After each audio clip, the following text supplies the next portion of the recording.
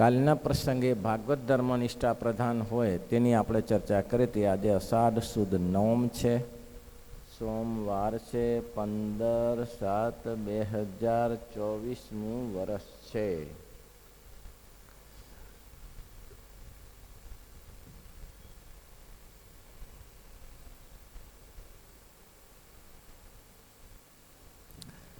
મહારાજે ધર્મનિષ્ઠા પ્રધાનની ઘણી બધી ચર્ચાઓ કરી. સેવા કરવી, ભગવાન અને ભગવાનના ભક્તની સેવા ચાકરી કરવી, મંદિરો બનાવવા, બાગ બગીચાઓ બનાવવા, તદુપરાંત ભગવાનને સારા સારા ભોજન બનાવીને જમાડવા અને તેમાં ગદગદ ભાવ રાખીને જમાડે, એ ભાગવત ધર્મનિષ્ઠા પ્રધાન છે. હવે આત્મનિષ્ઠા પ્રધાન હોય તેની વાત કરે છે. જેને આત્મનિષ્ઠા પ્રધાન વર્તી હોય તે સ્થૂલ સૂક્ષ્મને કારણ આ ત્રણ દેહ થકી પર વર્તે. શરીરમાં સુખ આવવી પડે, દુઃખ આવવી પડે તો એમ સમજે કે શરીરના ગુણધર્મ છે, શરીર પ્રમાણે ચાલે છે. પછી ગમે તેવું દુઃખ આવી પડે તેની ગણના ન કરે. ઘણા એવા મહાપુરુષોને જોયા છે કે બિના દવા કડિયારાનો રોગ થયો હોય તો બિના દવા બિના ઇન્જેક્શન એ કપાવી નાખે છે. એને આત્મનિષ્ઠા પ્રધાન કહેવાય. એને સુખ દુઃખના ભાવ નડતા નથી. સુખ દુઃખ તો છે જ અંદર, પણ એમ વિચારે કે આત્મા સડતો નથી, સુકાતો નથી, બળતો નથી. નૈની છિંદંતી શસ્ત્રણી નૈની દહતી પાવકન ક્લેદયંતી આપન શોષયંતી મારુત. આવો આત્મા છે. અને આ જે આત્મા છે તે વાસંસી જીર્ણાની ગીતાના બીજા અધ્યાયમાં 21મો શ્લોક છે. વાસંસી જીર્ણાની જથા વિહાય નવાની ગૃહ્ણાતિ નરો પરાણી તથાપિ જીર્ણાની વિહાય નન્યાની સંયાતિ નરો પરાણી. જૂના વસ્ત્રને જેમ બદલાવી નાખે છે તેમ આત્મા નવા વસ્ત્રને ધારણ કરે છે. એ ક્યારે આત્મસત્તા રૂપે વર્તું તેમાંથી પાછો પડતો નથી. ત્રણ દેહ અને ત્રણ અવસ્થાથી પર વર્તે. સુખ દુઃખ માન અપમાન એનાથી પણ પર વર્તે છે. તો જ આવું થઈ શકે. સંતો એક હરિભક્તને ત્યાં, ગામનું નામ ભૂલાઈ ગયું, ગયા એટલે બહુ તકલીફમાં હતા. એટલે પૂછ્યું કે વધારે તકલીફ છે? તો કે શરીરને થોડી તકલીફ છે, પણ આત્મા તો સજ્જડ છે. ઘોડું થાક્યું છે, અસવાર મજબૂત છે. ઘોડું તો થાક્યું છે પણ અસવાર મજબૂત છે. આવી જેને દ્રઢ નિષ્ઠા હોય તેને આત્મનિષ્ઠા પ્રદાન કરીએ. એના પ્રસંગમાં એક સરસ વાત લખી છે. ઉદાલક મુનિ યજ્ઞ કરતા હતા. પ્રથમ તો તમારે વિચારવું જોઈએ કે આત્મા છે કે મોસ્ટ ઓફ લોકોને સમાજમાં ખબર નથી આત્મા જેવું કંઈ છે. એ તો એમાં જ માને છે. ભસ્મી ભૂતસ્ય દેહસ્ય કુત પુનો જાયતે ઋણમ કૃત્વા ઘૃતમ પીબે. દેવું કરીને ઘીના લાડુ બનાવીને શેરે શેર ઘીના લાડુ બનાવીને જમો. દેવું કરીને એ કોણ બાપો ભરવા આવવાના? હાથ ઊંચા કરી નાખો. તો કે બીજા જન્મમાં ભરવું પડે. કાંઈ ભરવું ના પડે. ભસ્મીભૂતસ્ય દેહસ્ય કુતો પુનો જાય તે ફરીથી ક્યાં ઉત્પન્ન થવાનો છે? એટલે લોકોને ખબર જ નથી કે આત્મા જેવું કંઈક છે. એટલે ઉદાલક મુનિ યજ્ઞ કરતા હતા. વિશ્વજીત નામનો યજ્ઞ કરતા હતા. કઠોપનિષદમાં આ કથા વિસ્તારથી લખી છે. આપણે કઠોપનિષદ વાંચ્યું, બૃહદારણ્યક વાંચ્યું, છાંદોગ્ય વાંચ્યા, કઠવલી વાંચી. આ બધા ઉપનિષદો અભ્યાસમાં આવતા હતા ત્યારે વાંચ્યા. કઠોપનિષદમાં કથા છે કે ઉદાલક મુનિ યજ્ઞ કરે છે. તો યજ્ઞ છે વિશ્વજીત નામનો યજ્ઞ કરે છે. વિશ્વજીત નામના યજ્ઞમાં ભૂદેવોને બોલાવીને ગાયોનું દાન કરે છે. પણ દાન કેવી ગાયનું કરે છે? દૂધ જેને પૂરું કરી દીધું છે, વસુકી ગઈ છે, હવે બીજી વાર વિયાવાની જેની આશા નથી, વૃદ્ધ થઈ ગયેલી ગાયો જે 14-15 વેતર જે આપવાનો એ આપી ચૂકી છે, હવે એની પાસે દૂધની આશા નથી, એવી ગાયોનું દાન કરે છે. એના પુત્ર નચિકેતે વિચાર્યું કે મારા પિતાશ્રી આવી ગાયોનું દાન શા માટે કરે છે? દાન કેનું કરાય? સારી વસ્તુનું દાન કરાય. ભગવાનને જે પ્રિય વસ્તુ હોય તેનું દાન કરાય. આ દાદા ખાચરને કંઈ અમથા આગળ નથી આવ્યા, એને સર્વસ્વ કરી દીધું. મહારાજ, તમને જે ગમતું હોય તે મને ના ગમે. હરજી ઠક્કરની માની વાત પ્રસિદ્ધ છે, ખાલી ઉનામણ જાણીતી વાત છે, ઇતિહાસ પ્રસિદ્ધ છે. મહારાજને માટે ગરમ પાણી કર્યું ત્યારે બ્રહ્મચારીએ કહ્યું કે ઠંડા પાણીથી બ્રહ્મચારી નવડાવો છો તે ગરમ પાણી. તો કે અમારી પાસે ઉનામણ નથી. તો કે આ લઈ જાઓ ને ત્યારે ઉનામણ. અને એ ઉનામણ મહારાજ મુરજી બ્રહ્મચારી લઈ ગયા.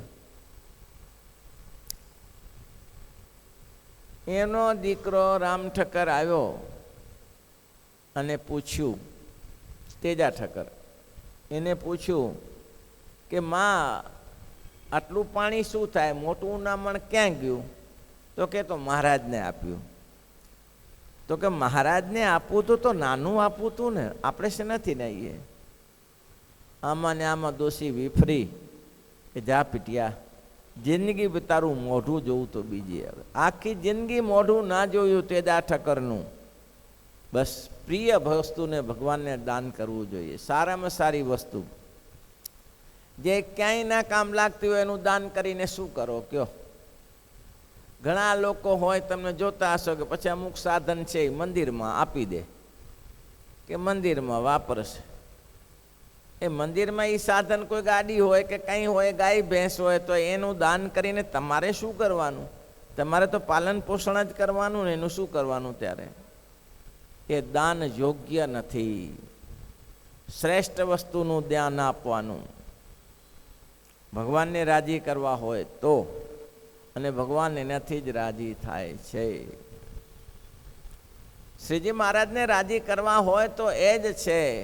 એટલા જ માટે ખોડિયારના ખેંગાર ભગતની વાત પ્રસિદ્ધ છે કે મહારાજને ગમતું હોય એ કરવાનું, મને ગમતું ના કરાય. મહારાજને જે ગમે તે મારે કરવાનું. મહારાજ જેમાં રાજી રહે તે જ મારે રાજી રહેવાનું. પછી ભલે મને નુકસાન પડે તો નુકસાનને ભરપાઈ કરનારા ભગવાન જ છે. કોણ ભરપાઈ કરે? હા, ભરપાઈ કોણ કરશે? નુકસાન પડશે ને. ઈશ્વર સિવાય કોઈ આ જગતમાં ભરપાઈ કરે એવો નથી. આ શરીર ઈશ્વરે આપ્યું છે અને શરીર બહુ અમૂલ્ય આપ્યું છે. જેટલું થઈ જાય એટલું આ શરીરે કરીને કામ કરી લેવાનું, પાછું નહીં પડવાનું. તમને ભગવાને સંપત્તિ આપી છે એનો અર્થ એ તો નથી ને કે તમે ખાઈને તાગડધી ના કરો. એ તો શક્ય નથી ને. તમે ખાઈ પીને તાગડધી ના કરવા માટે સંપત્તિ નથી આપી. મહારાજ કે હું તમને સંપત્તિ લાયકાત જાણીને આપી છે કે તમે લાયકાત છો, તમારી લાયકાત છે, હું તમને આપીશ તો તમે બીજે સુધી પહોંચાડશો. મીડિયા તો જોઈએ ને ભગવાનને, તો તમને મીડિયા બનાવ્યા છે સંપત્તિના. સંપત્તિ તો ઈશ્વરની જ છે. કાનજી પ્રેમજીએ કહ્યું સંતોએ કે આ જગ્ન ચાલે છે એમાં તમારે જજમાન બનવાનું છે અને મુખ્ય જજમાન. તો કે આપ જેમ રાજી રહો તેમ, પણ એમાં પૈસા આપવા પડે. તો કે લેતા હોઈશ કાલે. કેટલા જોઈએ? 11 લાખ. સારું, તે દિવસે 11 લાખ ભારે ગણાતું. લેતા આવ્યા. એને કીધું કે તમને ઓચિદા આવ્યા અને અમને કીધું તમને કંઈ લાગ્યું નહીં. તો કે કેમ? તો કે આ 11 લાખ રૂપિયા જેવી કંઈ નાની રકમ નથી. તો કે એ કેમ મારું હતું ત્યારે? હું તો અહીંયા કને પથ્થર ઘડતો હતો. હું તો અહીંયા પથ્થર ઘડતો તો મોટા સંતોની દયાથી, શ્રી વલ્લભ સ્વામી ધ્યાની સ્વામીની દયા થઈને અરબસ્તાનમાં ગયો અને ત્યાંય 15 વર્ષ પડી રહ્યો. 15 વર્ષ પછી કામ ચાલુ થયા અને ભગવાનની કૃપાથી કમાણા છીએ. નહીં તો ભીખ આખી જિંદગી માગવાની. આવી સમજણ જોઈએ. આવી સમજણથી સુખી થવાય કે મારું કાંઈ છે નહીં અને મારું કાંઈ રહ્યું નથી. આવું બસ ભગવાનની સાથે રાજી કરવા માટે આવું વિચારો. એટલે ઉદાલક મુનિએ જે ગાયો પૂરું કરી દીધેલું, હવે એમાં ટેપોય દૂધ મળે એવું નથી, એવી ગાયોનું દાન કરે છે. એવી ગાયોનું દાન કરે છે. હવે લઈ જઈને શું કરે બ્રાહ્મણો? એની સેવા કરીને શું કરે? ગાયને એમ 33 કરોડ દેવતા કીધા છે, પણ દેવતા પોતાના કંઈક તો મળવું જોઈએ ને. દેવતાથી મહિમાથી જરૂર ચાલે. ત્યારે એ દેવતા સળગવા લાગે પાછા. ભાઈ આવું છે. એટલે ઉદાલક મુનિએ પૂછ્યું, નચિકેતાએ પિતાશ્રીને પૂછ્યું, પિતાશ્રી તમે ગાયોનું તો દાન કરો છો, માં પણ મામ કિમ દાસ્યસી, મને કોનું દાન, મારું દાન કોને કરશો? ઉદાલક મુનિ કઈ સાંભળ્યું નહીં. ફરીથી પૂછ્યું, પિતાશ્રી મામ કિમ દાસ્યસી, મને કોને આપશો? અને પછી જગતમાં નહીં ઘણી સ્ત્રીઓ ખીજાતી, છોકરું બહુ વેગ કરતું હોય, ઊંચું નીચું થતું હોય, મને આ આપો આ આપો તે આપો, તો છોકરું નથી કહેતું માને કે મર નહીં પીટ્યા, લાઈને લાગ્યું છે એમને એમ. તે ઉદાલક મુનિના મનમાં એવું નહોતું કે આને મરવાનું કહું એમ. એટલે ઉદાલક મુનિ ખીજાણા. 2-3 વાર પૂછ્યું ને કે મારું દાન કોને કરશો, મારું દાન કોને કરશો? એટલે ઉદાલક મુનિ ખીજાણા કે તારું દાન જમરાજાને તે કરું છું. કઠોપનિષદમાં કથા છે કે સારું પિતાશ્રી આપે જે કીધું એ મેં માન્ય રાખ્યું. ઉદાલક મુનિના પુત્ર નચિકેતા સ્વદેહે, એવો ઇતિહાસ બને નહીં, પણ સ્વદેહે જમપુરીમાં ગયા ધર્મરાજાને મળવા માટે. જોગાનું જોગે એવી કથા લખાઈ છે કે જ્યારે ઉદાલક મુનિ જમરાજાની જમપુરીમાં ગયા ત્યારે ધર્મરાજા કંઈક બારે ગયા હતા, કોઈ પ્રસંગે ગયા હતા, ત્યાં કંઈક ચાલતું તો હશે ને વ્યવહાર તો બધા. એટલે આ કે ભાઈ મારે એને મળવું છે. બીજાએ કહ્યું કે તમે નાસ્તો પાણી કરો, જમી લો કંઈક, તો ના એ નહીં થાય મારાથી, મને ઉદાલકને મારે જેમ ધર્મરાજાને મળવું છે. ધર્મરાજા 3જે દિવસે આવ્યા, ત્યાં સુધી નચિકેતા ખાધા પીધા વગર ત્યાં બેસી રહ્યા. ધર્મરાજાની અપેક્ષા 3જે દિવસે આવ્યા, કોઈ ચાલતું હશે લગ્ન પ્રસંગ અથવા ગમે તે ચાલતું હશે, પ્રસંગ ચાલતું હશે કોઈ વિશાળનો. આવ્યા એટલે તરત નચિકેતાને જોયા, અને આ તો આશ્ચર્ય કહેવાય, અહીં તો કોઈ સ્વદેહી આવતું નથી અને આ ભાઈ સ્વદેહી આવ્યા. એટલે ધર્મરાજાને આશ્ચર્ય થયું, સ્વાગત કર્યું કે આવો આવો આવો, તમને ધન્ય ભાગ છે, તમે અમારા મહેમાન થયા, મને બહુ આનંદ થયો. તમે 3 દિવસના ઉપવાસ કર્યા છે, અનશન વ્રત લીધું છે, તો હું તમને 3 વરદાન આપીશ. ધર્મરાજા કહે છે હું તમને 3 વરદાન આપીશ. બીજા વરદાનની બહુ જરૂરિયાત નથી, તો એને કીધું કે મારે કંઈ વરદાન જોતું નથી, પણ 3જા વરદાનમાં મને એ આપો.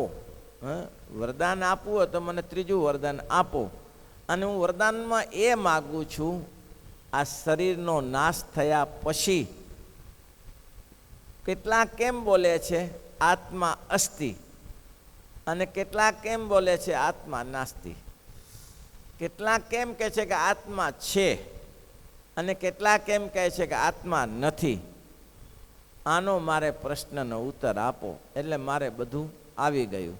આ તો જો તમારે જગતમાં એટલું સામાન્ય તો સંપ્રદાયમાં આપણે બેઠા છીએ એટલે આપણે જ્ઞાન છે કે આત્મા છે, આત્મા છે, આત્મા છે, કારણ કે આપણે નાનપણથી જ આ કરતા આવ્યા છીએ, આત્મા છે, આત્મા પરમાત્મા, આત્મા પરમાત્મા. અહીં કહ્યું કે 3 દેહ અને 3 અવસ્થાથી પર વર્તે અને પોતાના આત્માને શુદ્ધ રૂપે જાણે અને આત્માથી પર પરમાત્માને પણ જાણે, તો જ કામ થાય. એટલે આ વાત ઉદાલકના પુત્ર નચિકેતાએ ધર્મરાજાને કરી. અને આ જ વાત જક્ષય, તમને ખબર હોય તો પાંડવો જ્યારે વન વિચરણ કરતા હતા, તરસા લાગી અને પાણી પીવાનું થયું ત્યારે પાણી મળ્યું નહીં. ઝાડુ પરથી નકુલને કહ્યું, જો સામે તળાવ દેખાણું, પાણી પીવા માટે ગયા.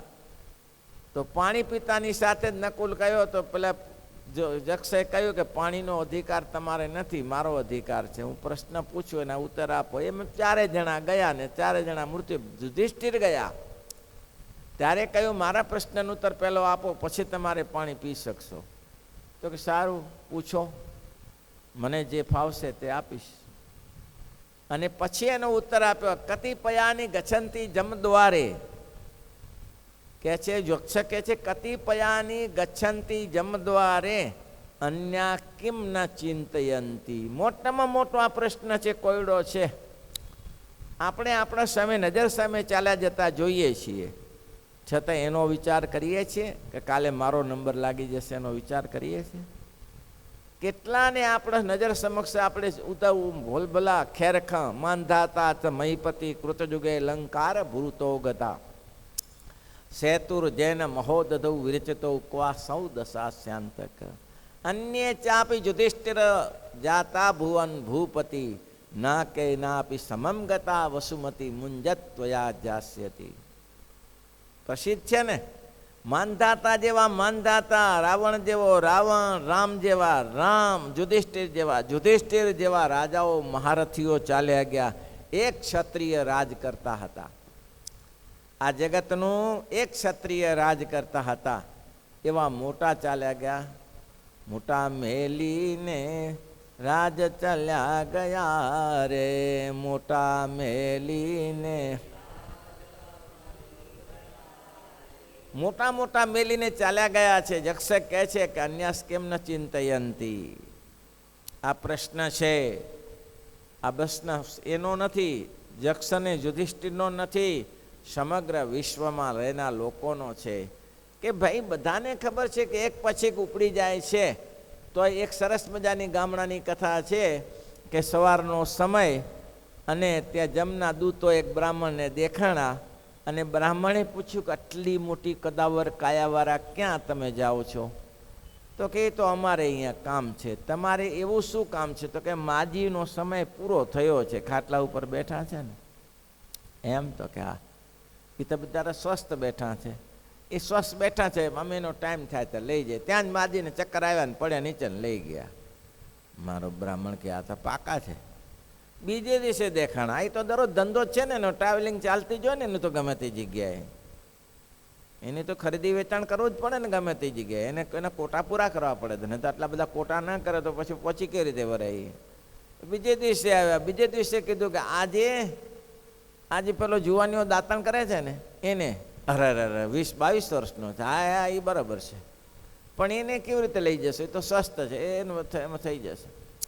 ત્યાં જ બે સાંઢ લડતા લડતા આવ્યા ને શીંગડું લાગ્યું પેટમાં ને ઉપાડીને ચાલ્યા. મારા પાકા તો ખરા.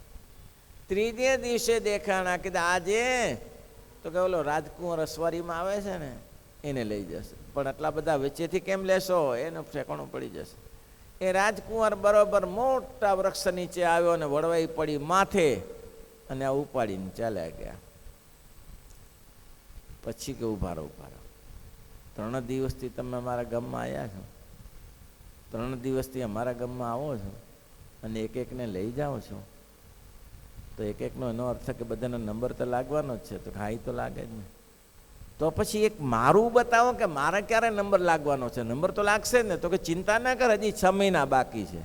બોલો, તો આપણા 6 મહિના જ બાકી હોય ને આપણે વિચાર લે હજી 6 મહિના બાકી છે, તો આ નંબર તો કોઈને કોઈને લાગવાના જ છે, આજે નહીં ને કાલે.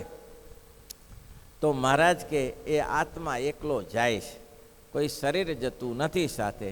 એટલે ઉદાલક મુનિને દીકરા નચિકેતે આ પ્રશ્ન પૂછ્યો ત્યારે યુધિષ્ઠિરે અહીંયા બહુ સરસ કહ્યું છે કે આટલું સમજી રાખે. કેટલું પ્રશ્ન 10-5-6 લીટીનો જ છે. આત્માને સમજે નહીં તો નિરાકરવાદી થઈ જવાય.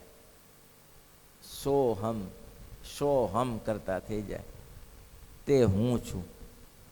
અહીંયા તમે જુઓ, આ બીજાને નામ લઈને છે કે આ અહીંયા ચાલે 3 રસ્તાઓ ત્રિમંદિરનું શું ચાલે છે? એ છે આત્મા જ ભગવાન, એના સિવાય કોઈ ભગવાન છે જ નહીં. તો એ ચાલે છે ને કેવું ચાલે? ચાલે છે ને આ દુનિયામાં બધાનું ચાલે કે ના ચાલે?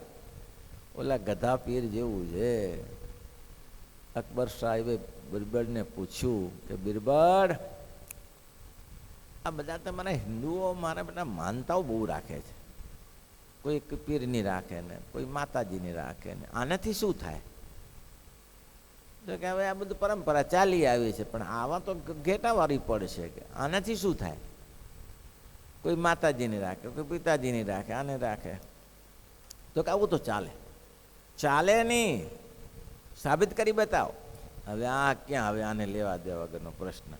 સાબિત કરી બતાવો. પણ મહારાજ આનું કેવી રીતે સાબિત કરવું? કેમ જાય છે, શું જાય? કેને કંઈક મળતું હશે ત્યારે જતા હશે. એ કોને શું મળ્યું કોઈ હવે દેખાય? કોને શું મળ્યું? કે માતાજીને સામે દીકરો આપે, લે ઉઠાય, એમ કે શું મળ્યું ક્યાં કે?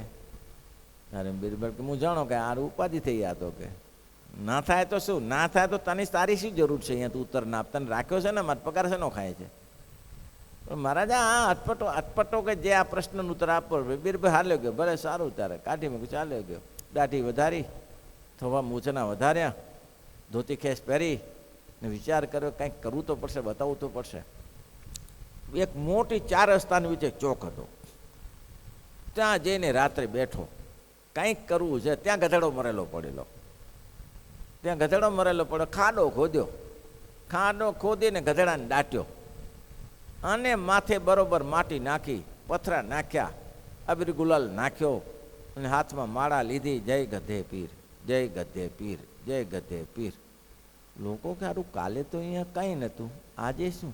ઓહો, પ્રગટ ભગવાન પધાર્યા. અહીં તો પ્રગટ દેવ પધાર્યા છે. એ કયા દેવ? જય ગધે પીર. લોકો કે શું થાય? વાંઢાને કન્યા મળે, પત્ની મળે. હવે આ તો બધાને જોતું જોઈએ ને. છોકરાને વાંધ્યા હોય ને છોકરા મળે. એમ તો ક્યાં શું કરીએ? તો માળા કરો, માળા કરો. હવે ચાલુ થયું. આ તો 2 વર્ષ ચાલ્યું. કેટલાને દીકરા મળ્યા અને કેટલાને દીકરી હતી તો દીકરો મળ્યો, દીકરા તો દીકરીઓ મળ્યું, કેટલા પત્ની. હવે આ તો ક્રમ છે જ ને. હવે કે આ માણસ રખડતા રખડતા આપણે જાણીએ છીએ 25 વર્ષ રખડ્યો હોય ને પછી ક્યાંકથી કન્યા મળી જતી હોય અને સંબંધ થઈ જતો હોય તો લોકો ખુશ થઈ ગયા કે દેવ પ્રતાપી છે. જે છે તે દેવ પ્રતાપી છે. દરેકને દીકરા આપે છે, ધન આપે છે, સંપત્તિ આપે છે. લોકો મોટા મોટા ભેગા થયા અને પછી તો બિરબલની પૂજા મારી નહીં, આ ગધે પીરની પૂજા કરો. લોકો ભેગા થઈને મંદિર બનાવી આપ્યું મોટું. ભાઈ એમાં બધાને અકબરને સંતાન નહીં. અકબર કે આપણે દીકરો નથી, અહીં બધેને આપે છે, જઈ તો ખરા કે. અકબર ગયા, ઓલો દાઢું વધારીને બેઠેલો, ખબર ન પડી પેલાને કે આ જ છે અહીંયા બિરબલને.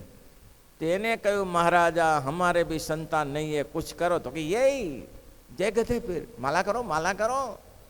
પેલો રાજા જેવો અકબર જેવો અકબર આવીને જ લાગી પડ્યો, જય ગધે પીર, જય ગધે પીર, જય. હવે એને ઈશ્વર ઈચ્છા ડાળને ભાંગવું, કાગડાને બેસવું ને ડાળને ભાંગવું, એને દીકરો થયો.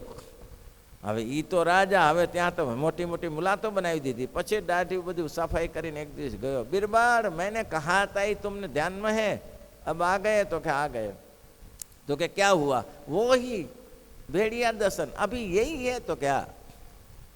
तो कि आपको हिंदू? तो हिंदू नहीं, आप भी साथ में, मैं भी साथ में. हाँ हाँ आप भी साथ में. अरे नहीं हो सकता है. तो आपका संतान कहाँ से मिला? ये तो गधे पीर की उपासना करने से. तो आपको मिला ना? तो क्या मिला?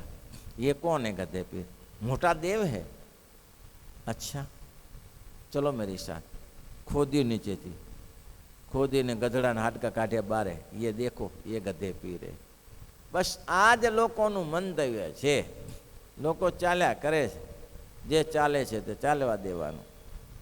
તેમ આ જગતમાં ગધે પીરની ઉપાસના કરીને મહારાજ કે સોહમ ના માને, હું જ આત્મા છું એમ ના માને, પણ એમ માને આત્માથી પર પરમાત્મા છે એની દ્રઢ નિષ્ઠા રાખે. શ્રીપતિમ શ્રીધરમ સર્વદે.